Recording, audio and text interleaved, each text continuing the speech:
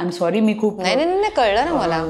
मन भरवून असा कुठेतरी जागा दिलीस तुम्हाला बोलायला, थँक्यू, किंवा ऐकून घेतेस.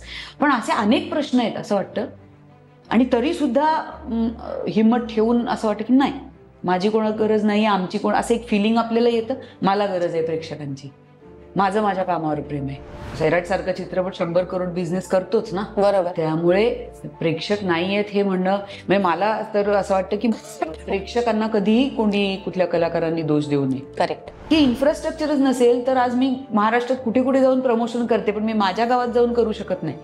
कुठे दाखवू शो त्यांना? शाळेच्या ग्राउंडवर दाखवू, पटांगणावर दाखवू? म्हणजे माझं आधीचं करिअर, यापुढे माझं जे काही चांगलंच होईल, वाईट नाही होणार, हे सगळं. पण ही महत्त्वाची माझी वयवर्ष 35 ते 40, हा माझ्या आयुष्यातला माझ्यासाठीचा गोल्डन पिरियड होता.